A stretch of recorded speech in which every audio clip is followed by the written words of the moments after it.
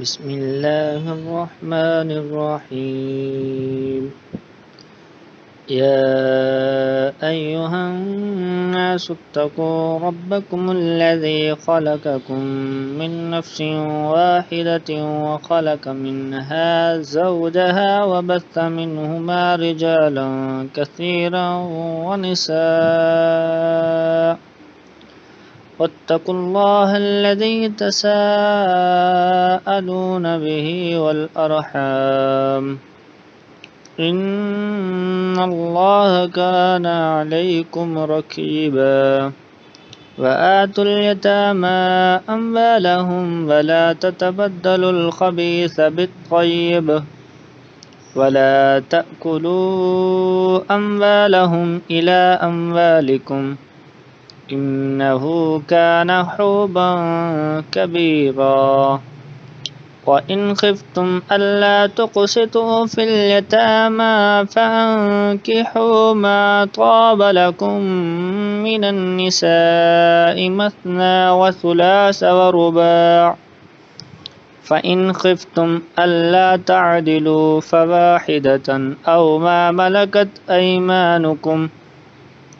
ذلك أدنى ألا تعولوا۔ شروع اللہ کا نام لے کر جو بڑا مہربان نہایت رحم والا ہے۔ لوگوں اپنے پروردگار سے ڈرو جس نے تم کو ایک شخص سے پیدا کیا، یعنی اول اس سے اس کا جوڑا بنایا، پھر ان دونوں سے کثرت سے مرد و عورت پیدا کر کے روئے زمین پر پھیلا دیے،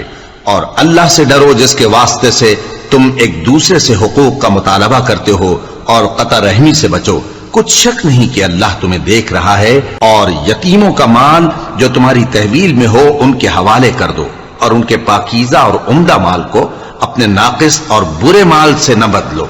اور نہ ان کا مال اپنے مال میں ملا کر کھاؤ کہ یہ بڑا سخت گناہ ہے۔ اور اگر تم کو اس بات کا خوف ہو کہ یتیم لڑکیوں کے بارے میں انصاف نہ کر سکو گے تو ان کے سوا جو عورتیں تم کو پسند ہوں، دو دو یا تین تین یا چار چار، ان سے نکاح کر لو۔ اور اگر اس بات کا اندیشہ ہو کہ کئی عورتوں سے انصاف نہ کر سکو گے تو ایک ہی عورت سے نکاح کرو یا باندی سے تعلق رکھو جس کے تم مالک ہو، اس طرح تم بے انصافی سے بچ جاؤ گے۔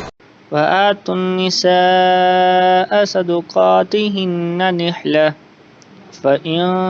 طبن لكم عن شيء منه نفسا فكلوه هنيئا مريئا ولا تؤتوا السفهاء أموالكم التي جعل الله لكم قياما وارزقوهم فيها واكسوهم وقولوا لهم قولا معروفا وابتلوا اليتامى حتى إذا بلغوا النكاح فإن آنستم منهم رشدا فادفعوا إليهم أموالهم ولا تأكلوها إسرافا وبدارا أن يكبروا ومن كان غنيا فليستعفف ومن كان فقيرا فليأكل بالمعروف فإذا دفعتم إليهم أموالهم فأشهدوا عليهم وكفى بالله حسيبا۔ اور عورتوں کو ان کے مہر خوشی سے دے دیا کرو، ہاں اگر وہ اپنی خوشی سے اس میں سے کچھ تم کو چھوڑ دیں تو اسے مزے سے کھا لو، اور کم عقلوں کو ان کا مال جسے اللہ نے تم لوگوں کے لیے سبب معیشت بنایا ہے مت دو، ہاں اس میں سے ان کو کھلاتے اور پہناتے رہو اور ان سے معقول بات کہتے رہو، اور یتیموں کو بالغ ہونے تک کام کاج میں مصروف رکھو اور جانچتے رہو،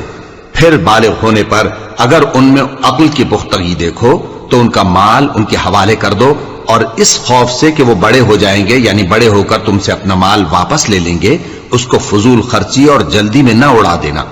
اور جو شخص آسودہ حال ہو اس کو ایسے مال سے قطعی طور پر پرہیز رکھنا چاہیے، اور جو ضرورت مند ہو وہ مناسب طور پر یعنی بقدر خدمت کچھ لے لے، اور جب ان کا مال ان کے حوالے کرنے لگو تو گواہ کر لیا کرو، اور حقیقت میں تو اللہ ہی گواہ اور حساب لینے والا کافی ہے۔ للرجال نصيب